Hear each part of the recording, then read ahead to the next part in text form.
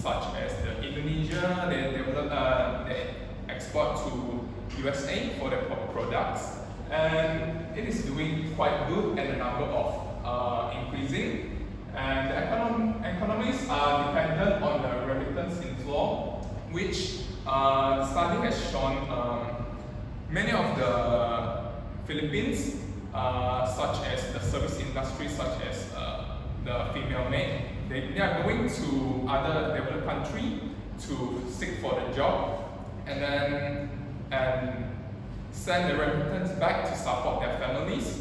And it was all happened before the crisis broke. And right now I want to talk about what happened after the financial crisis.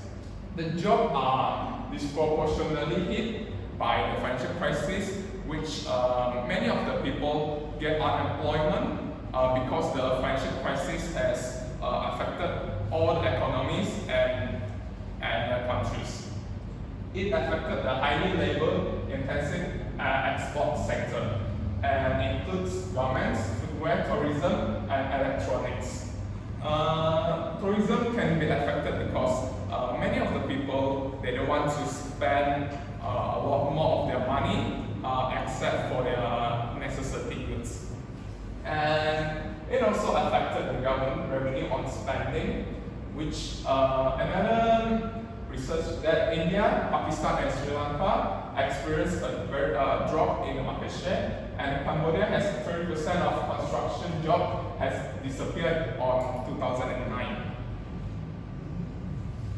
For the next one, I would like to continue to talk about the developing country, which after the financial crisis. The first factor is the migration and the remittance.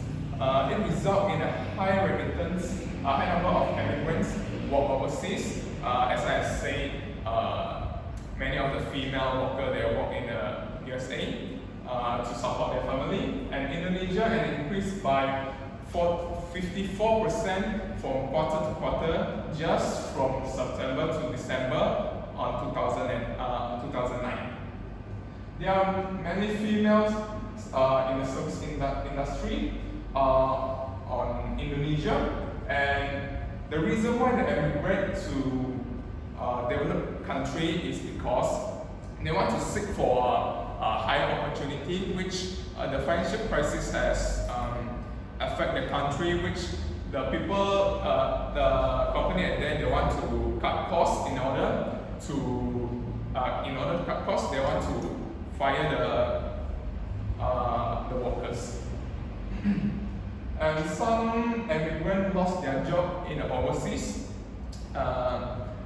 because the company, they don't want to use more costs to hire them, and they're unable to get back to Indonesia and send remittance because many of the immigrants, they want to work overseas and earn high currency, and the developed countries such as Malaysia, they go to Singapore to work. They want to earn the high currency, which ×3.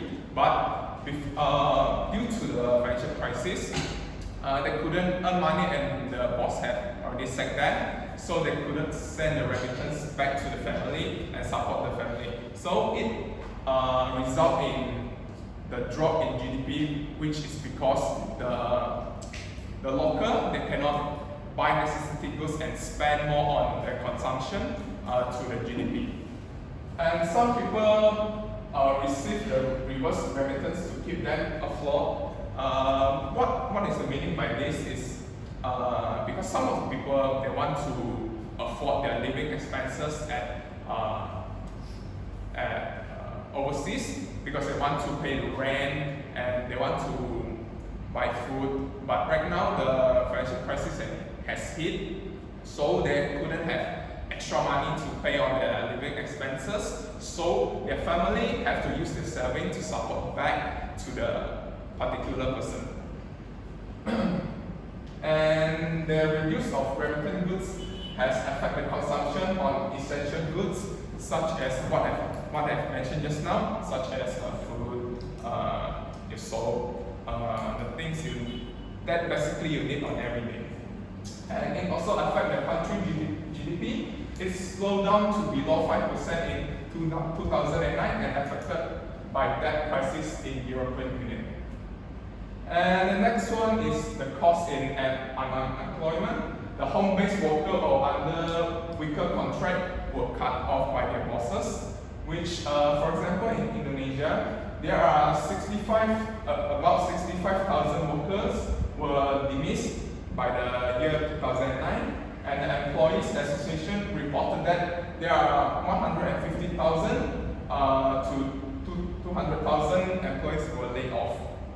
And it has resulted in falling demand in food and beverage industry, which there's an example of the street vendor experienced drop in demand and high competition because the people are unwilling to spend more money. They tend to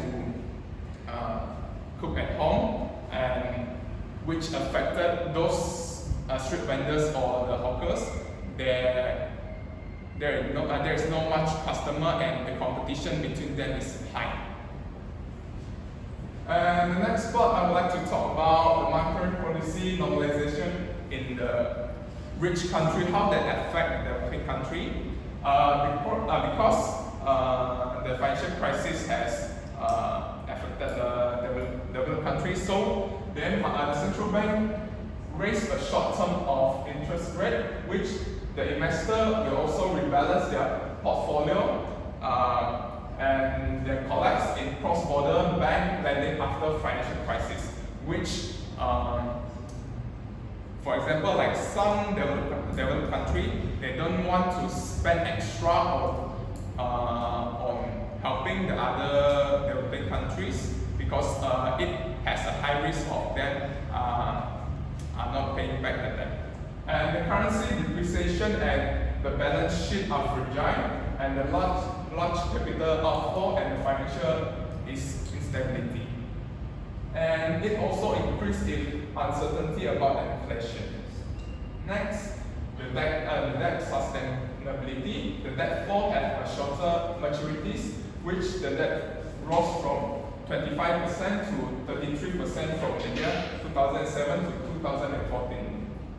The lending to corporation include China corporate debt from 7.6 trillion to 24.5 trillion.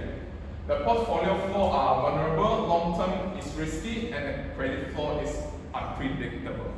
And there's a sudden withdrawal credit and lead to the liquidity problems. And that's all from me. And now I'd like to pass to Michelle. For the recommendations, as Vincent has mentioned previously, foreign firms from developed nations typically dominate the local market and preventing or discourage the development of local industries. So I've come up a recommendation which is the knowledge transfer is the most important pillar for development in local industries because the presence of multinational concern enables local business to stimulate or adopt latest technology or know-how. Because nowadays technology is getting more and more updated and result in higher productivity and better export position. The second recommendation is to set up new institutions and rules for global financial governance, to establish new and fair arrangement for development and climate finance, and to make central banks accountable. Accountable means to make the central banks to have responsible for the local industries, and design a more integrated regulatory structure which is to improve the customer literacy and restrict consumer leverage, and impose dividend restriction and providing government capital support that dilutes shareholders. And this is our reference.